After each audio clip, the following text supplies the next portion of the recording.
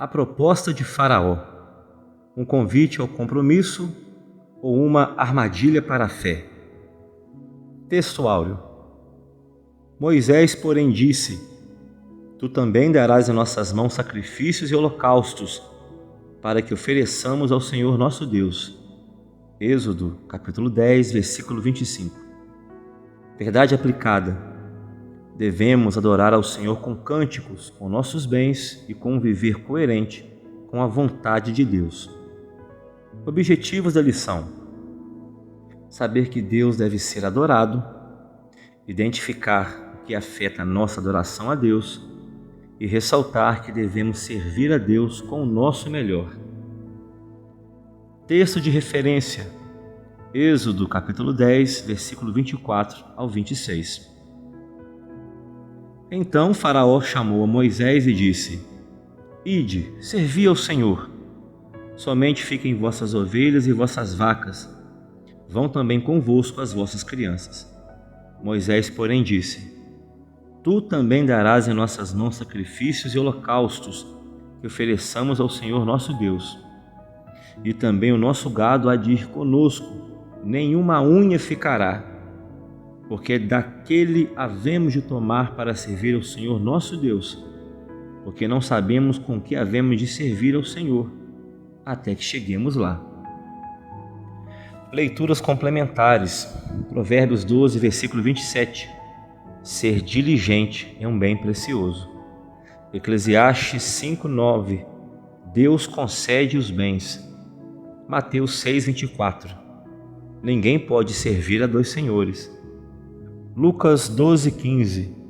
Devemos nos guardar da avareza. Atos 2, 44. A igreja primitiva tinha tudo em comum. E 1 João 2, 16. O que é do mundo não provém do Pai. Motivo de oração: oremos para que Deus tenha primazia em nossas finanças. Introdução. Moisés se negou a deixar os animais no Egito, e essa atitude remete ao posicionamento do crente diante de uma orientação de Deus. A atitude de Moisés mostra que ele não renunciou ao que viria a ser motivo de adoração e louvor a Deus. 1.1. Adorando a Deus. Adorar é obedecer ao primeiro e principal mandamento: amar a Deus sobre todas as coisas. Deuteronômio 6, 5.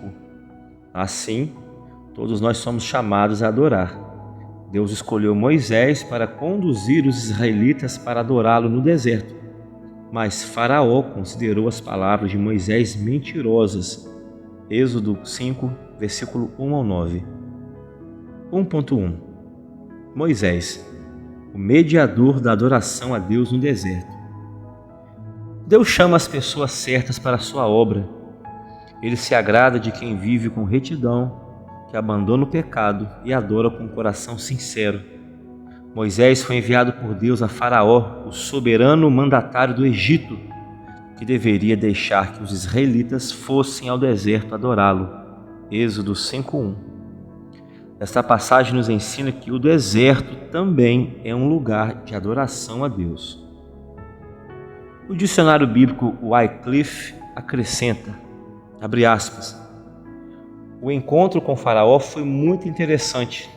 Em última análise, ele levou a uma competição entre Jeová, o Deus de Israel, e o Deus Faraó, uma representação dos poderes das trevas. Em primeiro lugar, Moisés simplesmente pediu aos israelitas que tivessem permissão para fazer uma pequena viagem ao deserto e adorar o seu Deus. Como seu pedido foi recusado, Deus mostrou seus sinais e maravilhas a Faraó. As pragas tiveram a finalidade de convencer os egípcios e os israelitas de que o Deus de Israel é o Deus Todo-Poderoso. Deus revelou que ele os havia escolhido para ser o seu povo.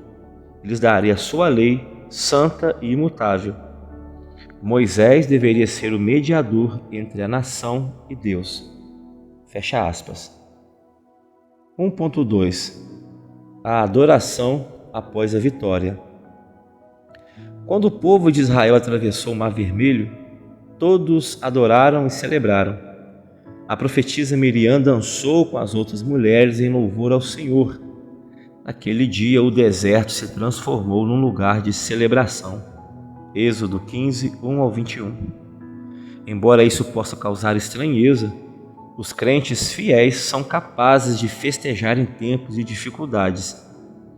Os que conseguem adorar no deserto evidenciam sua fé em Deus, confirmando que somente Ele tem o controle de todas as circunstâncias da vida.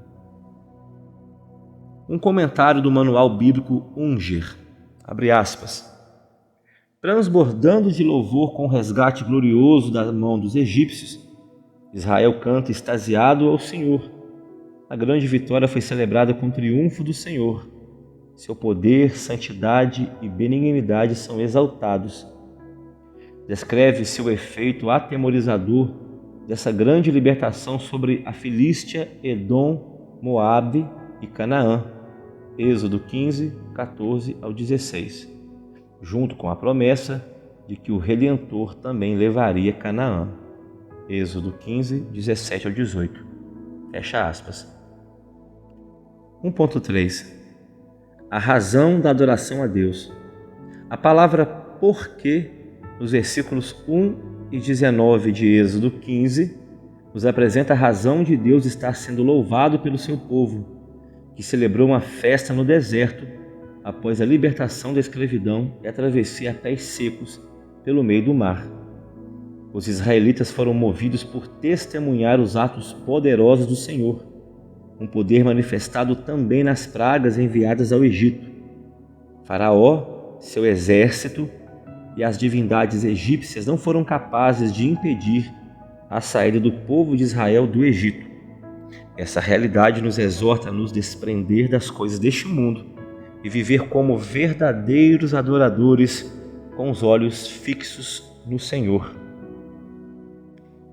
Um comentário de Lawrence Richard, abre aspas, a redenção havia sido o trabalho de Deus.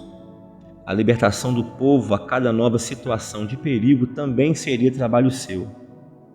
Êxodo 15 inicia-se com o relato do cântico de que os israelitas cantaram. Da mesma forma que o nosso louvor e adoração, o cântico exalta a pessoa de Deus, recapitula os feitos do Senhor e o exalta para que todos vejam que Deus é de fato aquele que está presente conosco. Êxodo 15, 1 ao 2. Neste cântico, vemos que a redenção do povo de Israel se deve inteiramente a Deus, pois foi efetuada pelo seu poder. Assim, ainda hoje, devemos ter sempre em mente que a redenção que há em Cristo Jesus vem de Deus e assim adorá-lo em todo o tempo. Romanos 8, versículo 2. Fecha aspas.